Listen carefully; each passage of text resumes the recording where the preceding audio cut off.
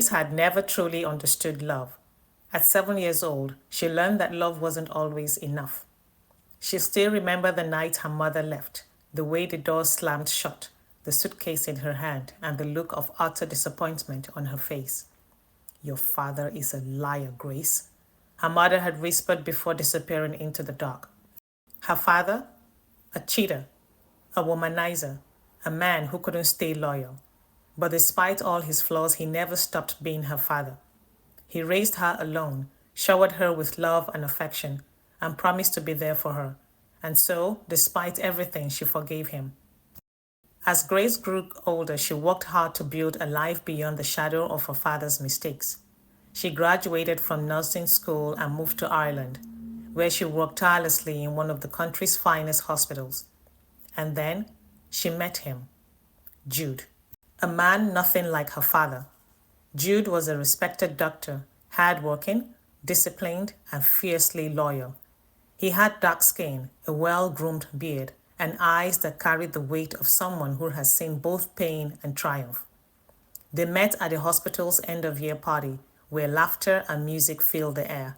They talked for hours that night, their laughter cutting through the festive chatter. Their conversation was easy, their chemistry undeniable, and what started as friendship soon turned into something more. For the first time in her life, Grace thought, maybe love could last. He was different from any man she had ever known, steady, reliable, and most of all, honest. Their friendship deepened over the next few months, turning into something neither of them could deny. For 18 months, they built a love rooted in understanding. Jude learned about Grace's difficult childhood, her father's gambling, and her fear of abandonment. Grace, in turn, learned about Jude's disciplined upbringing, his dreams of opening a free clinic back home, and his belief that love was about commitment, not just passion. When he proposed, she said yes without hesitation. They were married in a small but elegant ceremony, surrounded by colleagues and a few family friends who mattered. They stood before God and vowed to love each other forever. For a time, forever seemed possible. Their love bore fruit, a beautiful set of twins, a boy and a girl. Parenthood was exhausting but fulfilling. They bought a bigger house, one that echoed with baby giggles and late-night lullabies. Grace took a brief maternity leave, and Jude juggled his demanding shifts with fatherhood. They had a nanny, Mrs. Adebayo, a sweet but firm woman in her mid-40s who had raised 3 children of her own. She became more than just a nanny. She was family. But even in this joy, shadows loomed. Grace's father had never truly changed, and soon his presence would shake the very foundation of their marriage. A few months after the delivery of the twins, Jude made it clear that Grace's father was not welcome near their home, especially around the children. His gambling and reckless behavior made him an unfit influence. Though Grace outwardly agreed, she could not fully cut ties. She met with her father in secret, slipping him small amounts of money whenever she could, hoping to keep him afloat without disturbing the fragile peace in her home. One stormy night, as Grace was preparing to put the twins to sleep, the doorbell rang. She opened the door and there he was, her father, drenched in rain, his hands trembling. "Gracie, I need your help," he whispered, his voice thick with desperation. Jude appeared in the hallway, arms crossed. "What did you do this time?" Her father swallowed hard. I borrowed money and I lost it. They will kill me, Gracie." Jude's jaw clenched. "You come into our home asking for money after everything you've done to her? Get out." Grace pleaded, "Jude, please, he's my father. I just can't turn my back on him." But Jude refused. For the first time in their marriage, they were truly on opposite sides. Grace was able to calm her father down.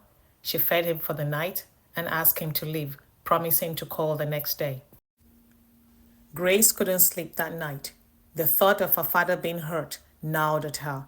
And so, the next morning, while Jude was at work, she emptied their joint savings account, the money they had been putting aside for Jude's free clinic.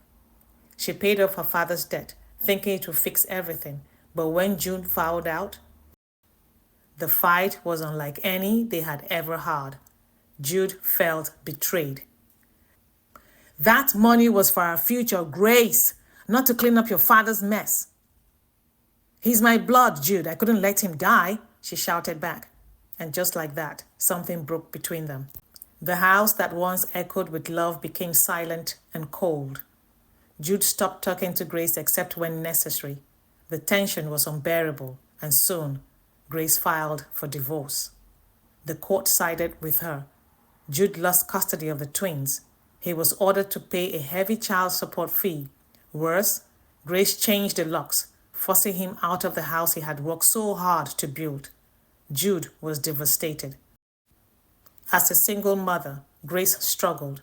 She even tried reaching out to the woman she barely remembered, her long-lost mother, but all she got was silence. She still had her trusted nanny, Mrs. Adebayo, but she comes in only during the morning hours and on weekdays. She needed help, especially with the children at night. Her father had to move in with her. Jude, on the other hand, spiraled. He moved into a small, dark apartment, drowning in bitterness and regret. Until one evening, he snapped. He drove to his old house, his home, with a gun in his hand. Jude stormed inside, locking the door behind him. Grace turned, frozen in terror. How in the world did he get in, she thought. Her father shielded the twins, hands shaking. You took everything from me, Grace, Jude whispered. Jude, please, put the gun down. Grace's voice shook. Fortunately, a neighbor who had seen Jude storm into the house called for help. Minutes later, police sirens wailed outside. Jude heard them. He knew it was over for him. He looked at his children one last time. Will they ever forgive him? Tears streamed down his face. I loved you, Grace, he whispered, and then, bang. He shot himself and laid in his pool of blood. The months that followed were filled with darkness. Grace and the children were left with emotional scars that no amount of time could easily erase. She enrolled herself and the twins in counseling and therapy, trying to mend the pieces of their shattered lives. The nights were long, filled with regret and guilt, as she replayed every decision that led them there. Eventually, she took the hardest step, forcing her father into rehab. It was a long battle, but she refused to let another loved one slip away. And so, healing began, not just for her, but for the family that remained.